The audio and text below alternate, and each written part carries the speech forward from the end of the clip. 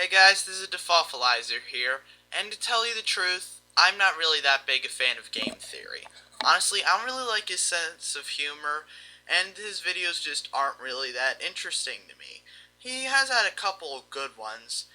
Then he made his Mario's Mental video, which I feel is where he crossed the line. He essentially took the mascot of gaming itself and accused him of being evil.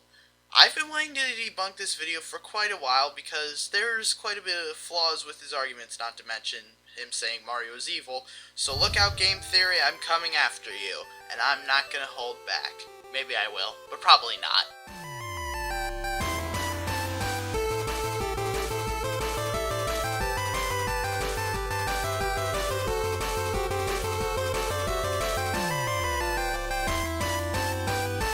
Hello, Internet. Welcome to Game Theory, where we put the O in Super Mario. Sorry, Super Mario? More like super villain is a truly evil man. And let me make it clear, no, that's not a joke. This isn't a psych, fooled you guys moment like we did when we were disproving Mario's communist connections, nor is this mere speculation like when we looked at the franchise's link to staged kidnappings. No, after doing the research, I am convinced that this so-called hero of the Mushroom Kingdom is in fact a murderous, womanizing animal abuser, a cruel, misanthropic sociopath. Do I have your attention now?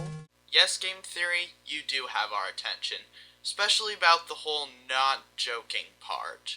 There have been other people who've made the same accusation, however, they were just joking around. The warning signs were present from the very beginning. Donkey Kong for the arcade featured Mario's first appearance, but even in those early days, something was off. The story, as we know it, goes like this. A giant ape steals Mario's girlfriend and the heroic Italian must get her back. That's it. And it sounds good in theory, but have you ever stopped to consider why Donkey Kong steals the girl in the first place? Did you know that Mario was Donkey Kong's master? That he abused the ape, which is why DK broke free and stole away with Mario's GF to get even. I dug a little deeper and found this. I give you Donkey Kong Circus from the Game & Watch Gallery, the prequel to the original Donkey Kong where we see Jumpman's side business, where he just so happens to be running a circus show, and the star attraction, Donkey Kong. Well, clearly not the proper way for a great ape to be treated. Yeah, that definitely is animal abuse. However, I still have one issue with this argument. It only proves that Mario was an animal abuser early on in his career. He easily could have changed his ways between then and now. But dear theorists, we've only just begun. If we're talking Mario's predilection for animal abuse, we don't even need to troll the obscure reaches of the Game & Watch Gallery. Mario doesn't do much to hide his violent tendencies. In the wake of Donkey Kong, upset at being forced to climb girders for his girl, Mario punishes his freshly captured ape in their next game together, Donkey Kong Jr., where he tears Donkey Kong away from his son, cages him up, and then uses a whip to defend his prize. In the final screen, Mario even whips birds to do his bidding. You know, with the whole premise of this game thing of Mario being out for revenge, I think that can clearly be debunked by what the Wii viewer said about Donkey Kong Jr. in his NES Remix review. And in Donkey Kong Jr., you would save Donkey Kong and kill Mario. Yes, that's right. I said it. You have to kill Mario. Because that's what happened in the real game. It's okay because Donkey Kong is the victim in that game. Because Mario's transporting him back to the zoo after kidnapping Pauline. Wait, why are we rooting for Donkey Kong Jr. again? If anything, Donkey Kong Jr. is trying to cause more trouble by letting his dad out to bother more people. Wow. Mario's just trying to do his job by getting him back. We're rooting for the bad guy. That's pretty dark, Nintendo. The younger ape. Think about what we're seeing here. Mario is forcing a baby monkey to cheat death in order to rescue his father. Technically, Mario's not forcing DK Jr. to do anything. This isn't the Game & Watch game we mentioned earlier. DK Jr. just wants to save his dad from Mario taking him back to the zoo. Just look at the utter distress and fear on that poor ape's young face. In the third screen, he uses a lever to actively try to electrocute DK Jr. Let me reiterate that point. Mario, this icon of gaming, paragon of heroism, tries to electrocute a baby monkey for rescuing his father. A father who is put in danger and humiliated in a circus show run by a red-wearing carpenter who wields a whip. Please refer back to my argument about Mario changing his ways over time. And no, I'm not going to be using this argument the whole video. I just feel it also applies here. But wait, that's not all. We're pulling all the skeletons out of the closet this time. Mario is an equal opportunity animal abuser. He also hates insects. Take for instance Wigglers, innocent, happy caterpillars that, across the Mario franchise, show absolutely zero intentions of ever hurting Mario. They have daisies on their heads, for crying out loud. And what does our hero do? He ruins their home, not once, but twice, in both Super Mario 64 and Super Mario Sunshine. In Sunshine, Mario is actually helping out the Piantas because the Wiggler is interfering with the biome of the legendary Sandbird. And as for Super Mario 64, Mario doesn't exactly have much of an indication that a Wiggler is living in the place he just trashes. Then, after trashing their homes, he proceeds to jump on them, crushing them to death. An innocent creature who did nothing wrong but get upset when his home was violated. From this perspective, Mario is no better than a child burning ants with a magnifying glass, torturing small insects just for fun. In that regard, wouldn't that make Mario no worse than one of those kids with the magnifying glasses too? One of multiple examples. That's not even mentioning creatures like Cheep Cheeps, fish who are just swimming around peacefully, not even attacking Mario, who get targeted, burned alive by Mario's fiery vengeance. So, people go fishing, granted not with fire, but that's beside the point. But let's cut the guy some slack. Wigglers and the rest are quote-unquote enemies in the game because, you know, Mario's supposedly the hero and stuff. What's inexcusable, though, is his mistreatment of his family and his allies. Take, for instance, the Yoshi. We learn in the beginning of Yoshi's Island that these cute dinos are responsible for saving Mario's life. To recap, a stork drops baby Mario, who, as luck would have it, lands safely on the back of a Yoshi. The rest of the game has a team of Yoshis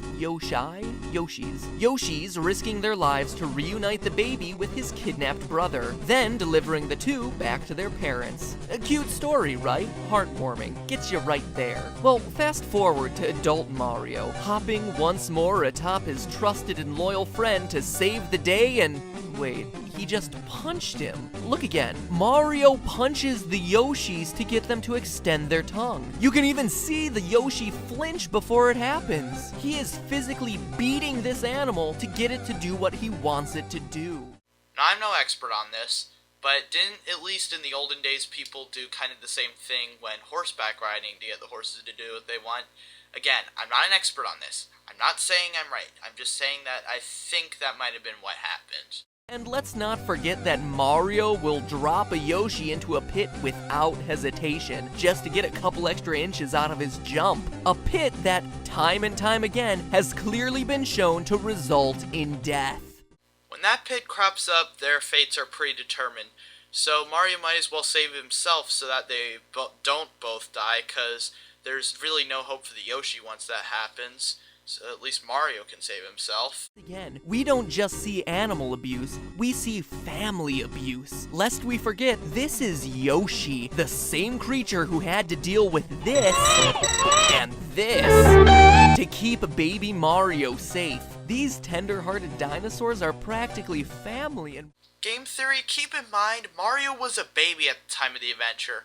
Being an expert of all things knowledgeable, I think you'd know that when you're a baby, you tend to not remember stuff that happened when you were a baby. So he doesn't remember Yoshi. Speaking of abusing family, though, this next one, in my opinion, is Mario's worst sin, his treatment of Luigi. Now, stop for a minute and look at this guy. He's an adorable coward, an awkward wannabe hero who thinks the world of his brother. Look at the way he reacts at the end of Luigi's mansion when he sees his brother is safe. Even though it's told mostly through gestures and goofy sounds, his joy is moving. Without doubt, Luigi is one of the sweetest, most genuine characters in game. Okay, I agree with you 100% on that part. You're pretty much right about that. In Paper Mario, you can read his secret diary, which goes on and on for pages about how much he admires Mario, how much he wishes he could go on these adventures, how he's asked over and over to be included on the next big quest. And what we read is that Mario has crushed those dreams, crushed them like the thousands of Goombas he's crushed under his fat Italian weight, denying his brother any chance of fulfilling his dreams, of living a happy life. You see things one way, I see things another way. You may say that Mario does this to crush Luigi's dreams, however I disagree. I see it as one of two explanations, both of which make Mario not really that bad of a brother. Either A, the adventure seems like it's going to take a long time, so Mario wants to have Luigi on standby as opposed to on the adventure with him.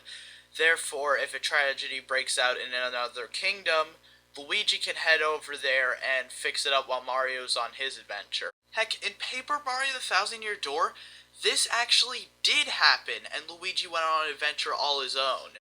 Or B, the adventure seems really dangerous and Mario would never be able to forgive himself if he had Luigi tag along and something horrible happened to him.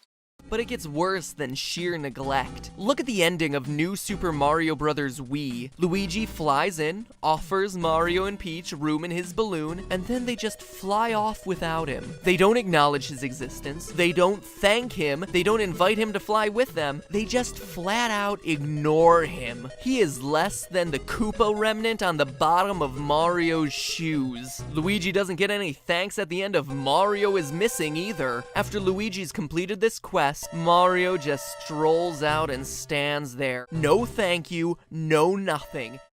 Considering the fact that this is the same educational game that wanted you to return King Kong to the Empire State Building, did you really expect something that made sense for the ending?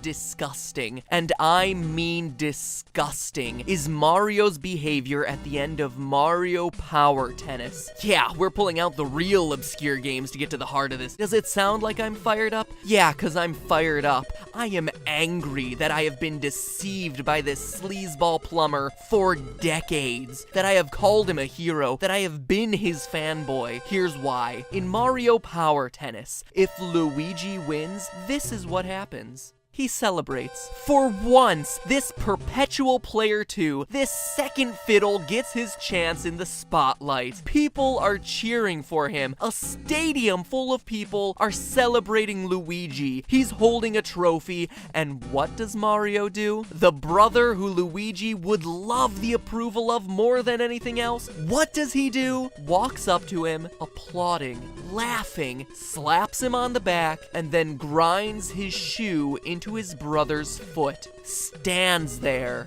and grinds it in.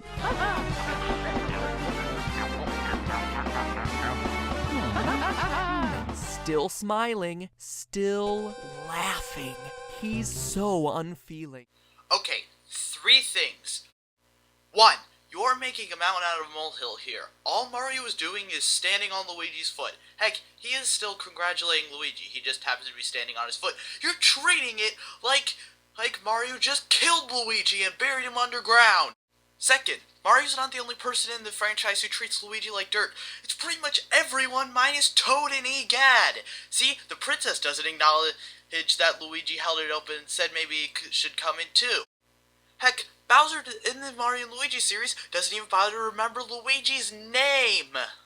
Third, that whole thing about Mario being a bad brother to Luigi can pretty much be knocked down by the ending to Luigi's Mansion Dark Moon. For your convenience, I'll play it right here, right now. What? Whoa! Mario? Oh. Ah, Luigi, you saved Mario. I did it? Way to go. Oh. #1. I think right there, Mario's being as loving and supportive of a brother as you can get. Convenient how you forgot to mention this scene, isn't it, Game Theory? Anyway, on to part 2. And at the top, the girders in Donkey Kong may appear to have the same fashion sense as the Toadstool Princess, but one look at the promotional box art of our damsel in distress shows us that Pauline is a very different type of gal. Wearing tight, low-cut red dresses, Pauline is certainly a departure from the buttoned-up, kiss-on-the-cheek-prone Peach. Oh, Mario.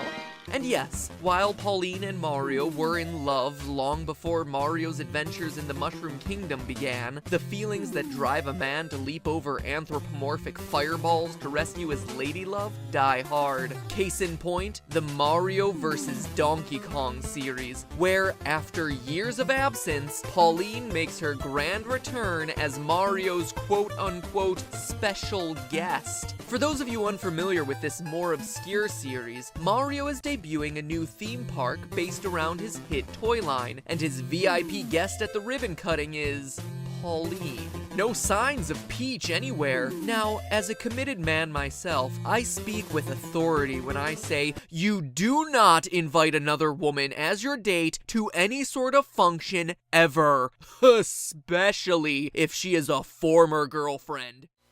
2 things. 1, Mario and Peach are not married. 2, maybe Peach is just away on foreign affairs or something because she is the princess, which is why she couldn't attend Mario's ribbon cutting.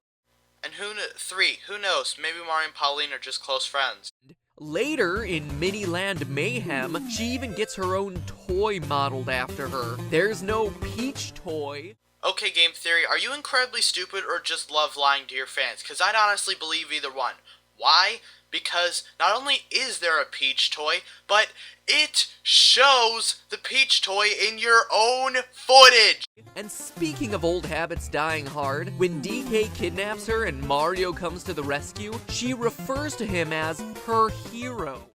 Okay, you're just really stupid, not lying to your fans, because I think it's pretty obvious that Pauline is referring to Mario as her hero, not the giant gorilla that's kidnapping her. And before you leave waves of comments about this being either before or after a Peach-Mario celebrity breakup, timelines agree that the MVDK series takes place around the same time as New Super Mario and Super Mario RPG, a point in time when Mario is very clearly committed to the Princess in Pink. The thing is, Game Theory, there is no official Mario timeline. These are all fan-made, so technically they don't count as evidence. If that was the case, then you probably would have used that flash video of Mario killing Luigi as well. And even if you don't believe in Mario timelines, Nintendo has gone on record saying that this DK is an ancestor to this one. So clearly some time has passed with these two maintaining a very close relationship. Technically, that only accounts for the Donkey Kong Country games. They could take place at any time. Let's not forget Mario's other girl, Daisy. But Daisy is Luigi's girl, I hear you thinking. That's right, I can hear your thoughts. Daisy may be Luigi's girl now, but everyone seems to forget her origin story. Princess of Sarasaland, she made her first appearance in Super Mario Land for the Game Boy. And yes, while the manual and promotional material may bill this as Mario saving just another princess out of the kindness of his heart, there's no denying what you see in the final scene of the game. "Oh, Daisy, Daisy," he cries out when seeing her. Now, I'm sorry, but that's not how a friend greets another friend. Need more proof? Boom! That heart tells you everything you need to know about what's going on here. And once again, timelines list this game as occurring right after this. So very clearly, this is still very much a thing. Okay, 1. Sarasaland is incredibly weird. So it would make sense that at the end of it, Mario would cling to the most normal-seeming thing that there is. 2. Clinging to your stupid timelines again is not a valid argument. But if we are using timelines, the thing is, I saw a timeline and it said that this game took place really early in the series. His ultimate betrayal is against the very people he's trying to protect, the denizens of the Mushroom Kingdom. Mario is a murderer. This hero of the Mushroom Kingdom has killed hundreds, thousands of toads in his quest to save them from the evil clutches of Bowser. Look at the story from the original Super Mario Brothers. Quote, it's here somewhere. The kingdom was invaded by the Koopa, black magic, there we go.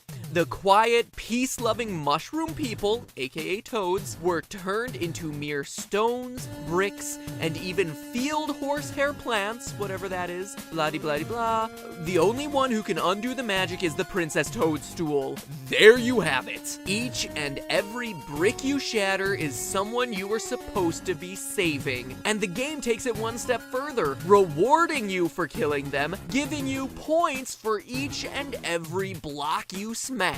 Earning points for killing people? That's what happens when you play the anti-hero. Games like GTA, Overlord, Prototype, not Mario Brothers. And if the original games were bad, look at his behavior with a Mega Mushroom. Look at his utter lack of concern for anything in his way, knowing full well that each and everything in front of him is an actual resident of the kingdom. He even celebrates his massacre when he finishes. That old instruction manual can only work so well. Really, it only applies to the original Super Mario Brothers. How do you know that the brick blocks in the later games aren't just maybe monoliths or something carved as memory of the Toads? Also, the thing about the brick blocks is it said they were turned into bricks, so how do you know one toad doesn't equal one brick? In which case Mario is doing them a favor, because it separates the bricks so they're not glued together when they turn back. Okay, and the third thing, about the whole, knowing full well what he's doing. Game theory, did it ever occur to you, at any point in time, that Mario might not be aware of the curse? Seriously! And while we're talking about his murderous tendencies, let's talk for a minute about Mario's preferred method of delivering death: crushing. While the game makes it seem all for fun, it's pretty disturbing when you think about it. In fact, to prove the point, let's get morbid for a second here while I tell you a story. Game theory, are you seriously comparing Mario crushing Goombas to an old Southeastern Asian form of torture? In case you haven't noticed by playing the games, Game theory, when Mario jumps on a Goomba, it kills them instantly. It doesn't drag out like some sort of form of torture. Yourself being repulsed by that sort of thing? Good! Because it's normal for someone to react that way. You know who doesn't? Mario. In fact, he relishes in it, yipping and yee-hawing as he leaps from one flattened corpse to the next. He has no sense of guilt, no sense of remorse. Police officers forced to kill in the line of duty have second thoughts. Soldiers forced to kill on the battlefields often suffer from PTSD. Bad guys or no, Mario should be feeling something, anything other than joy, knowing that he's ending the existence of so many living creatures. In case you haven't noticed, Game theory, by the way, this argument can also be applied to people who claim Kirby is a cannibal. The Goombas and Koopas and all the other stuff Mario kills are not the same species as him. It's like hunting. Tell me, Game theory, do you support PETA? Cause judging from your video where you claim Pokemon battles to be animal abuse, which by the way was disproved by R-Wing Aaron64's video, link to that will be in the description, it really didn't give me that impression. Especially considering the fact that you accused them of brainwashing. These are all men with antisocial personality disorder, actual psychopaths, and Mario fits right in. Videos first started. Oftentimes, the first sign of someone with antisocial personality disorder is their cruelty toward animals. Every single crime we've leveled against Mario across these two videos has all been disproved by me. Oh, and by the way, don't accuse us of accusing Mario of being evil. That's all on you. To bring it all the way And back that's pretty around much to where I where stopped, these just because I think I've videos said were everything I need to started. say. Often So anyway, it's thanks the for first watching, and I sign hope you someone with enjoyed it. antisocial